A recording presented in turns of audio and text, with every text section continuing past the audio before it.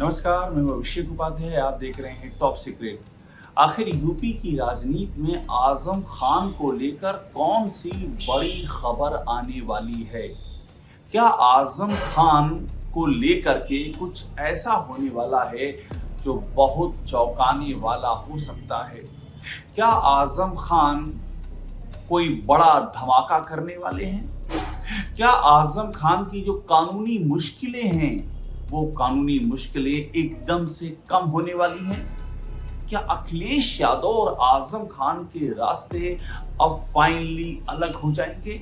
और क्या 2027 के चुनाव में आजम खान मुसलमानों के बीच में एक बहुत बड़ा फैक्टर होने जा रहे हैं?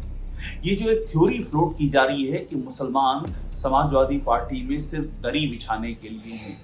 आप अगर ध्यान देंगे तो काफी दिनों से ये थ्योरी सोशल मीडिया पर फ्लोट की जा रही है। ये तमाम कुछ नेताओं की चर्चाओं में भी आ रही है कि मुसलमान समाजवादी पार्टी में दोयम दर्जे के हैं।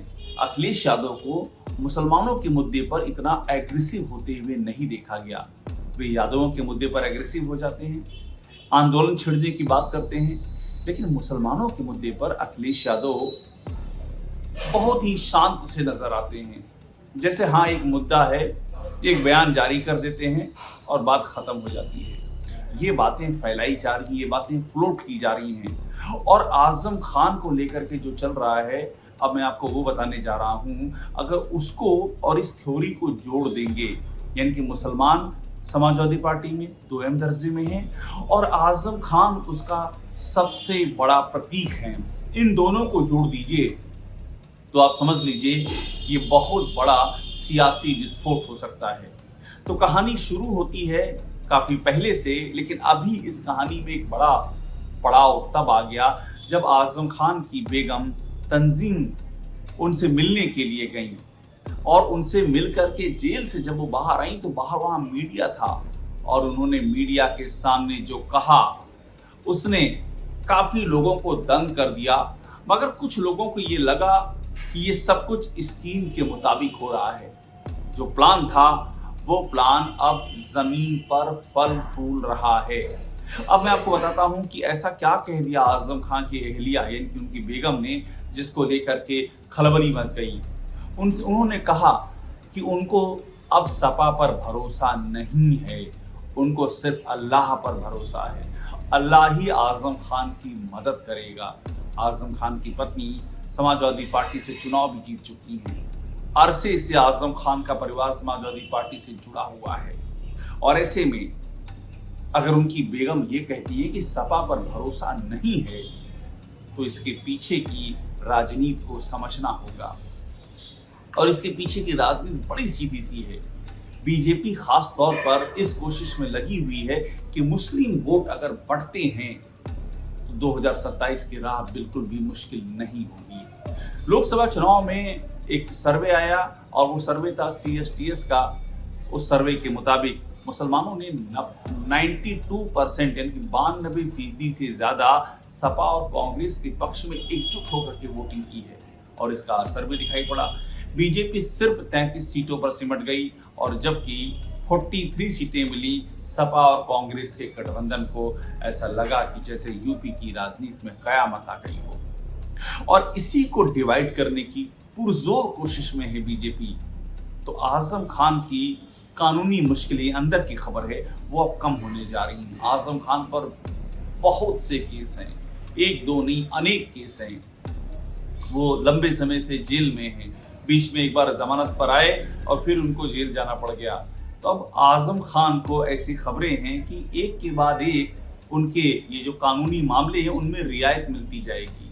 अब ये रियायत कैसे मिलेगी, किस सरकार की ओर से जो पैरवी है उस पैरवी में क्या कमी आएगी, ये सब आने वाले समय के साथ पता चल जाएगा। या उनके खिलाफ जो तमाम मामले दर्ज हैं उसमें जो महत्वपूर्ण सबूत हैं, गवाहियां हैं, क्या वे मौके पर पहुंचेंगी, ये भी एक बड़ा सवाल है। तो अगर ये ढील, ये रियायत जिसके अंदेशा है कि उनको मिलेगी, अगर ये मिलती है और आजम खान बाहर आते हैं और आजम खान तक जो मैसेज है, उन सब बातों को अगर हम जोड़ के देख लें तो आजम खान जब बाहर आएंगे तो वे समाजवादी पार्टी के बारे में उसी लाइन को आगे बढ़ाएंगे जो उनकी बेगम ने कह दिया है कि हमें सपा पर भरोसा नहीं है। और ये तल्खियां पहले से हैं।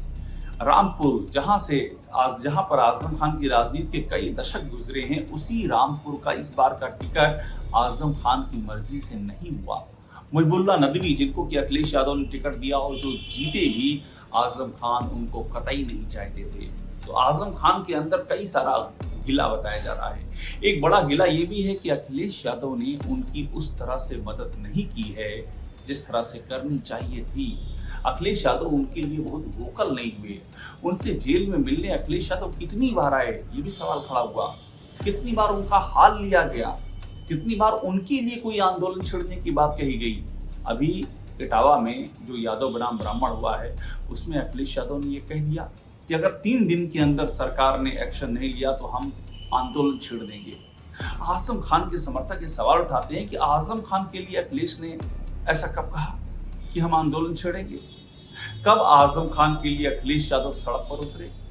कब आजम खान के लिए अखिलेश यादव ने लंबे समय तक लगातार बैटिंग की? कभी कभार बोलना तो अलग हो गया। तो ये सवाल उठाया जा रहा है। और इस बीच में चंद्रशेखर की भी एंट्री है। चंद्रशेखर आजाद, जो आजाद समाज पार्टी के कर्ता धर्ता हैं और इस समय बिजनौर की नगीना से सांसद भी हैं, वे भी चंद्रशेखर से मिलने गए थे। चंद्रशेखर से उनकी जो मुलाकात थी वो बहुत ही खास थी। और उसके बाद ये संकेत मिले कि चंद्रशेखर, आजम और ओवैसी, ये तीनों मिलकर एक कॉम्बिनेशन बना सकते हैं।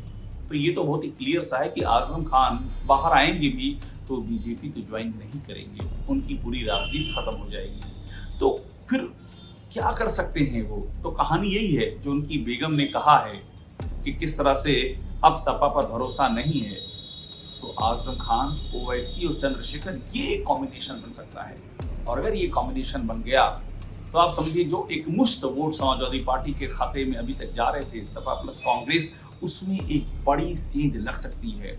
और आजम जब बाहर आएंगे तो उनकी जो शैली है बात करने की, वो आपको ध्यान में होगी, नाटकीय शैली है। हो सकता है उनके आंसू भी निकल के आए, वो अपने ऊपर हुए अत्याचारों का पूरा सिलसिला बयां करें, वो बीजेपी पर तमाम आरोप लगाएं और साथ में ये भी बताएं कि खुद उनकी ही पार्टी ने उनका साथ नहीं दिया। और अगर वो ये बताते हैं तो ये अपने आप में बहुत बड़ी बात होगी।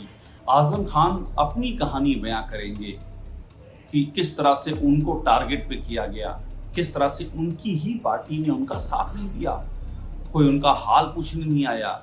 वो पार्टी जिसे उन्होंने खून पसीने से सींचा, जिसके लिए मुसलमानों की एक मुश्त वोट वो लेकर के आए, उसी पार्टी ने उनका ध्यान नहीं रखा, उनके घर वालों की सुध नहीं रखी। जेल में उनके ऊपर इतने ज्यादा अत्याचार हुए, वो पार्टी साथ में नहीं खड़ी हुई। अगर ये बातें आजम खान कहेंगे तो इसका एक बड़ा असर जा सकता है। इसीलिए मैं आपसे कह रहा हूं कि ऑपरेशन आजम खान शुरू हो चुका है। जो उनकी पत्नी तंजीम फातिमा ने कहा, वो तो सिर्फ एक ट्रेलर था कि सपा पर भरोसा नहीं है। पिक्चर तब शुरू होगी जब आजम खान बाहर आएंगे।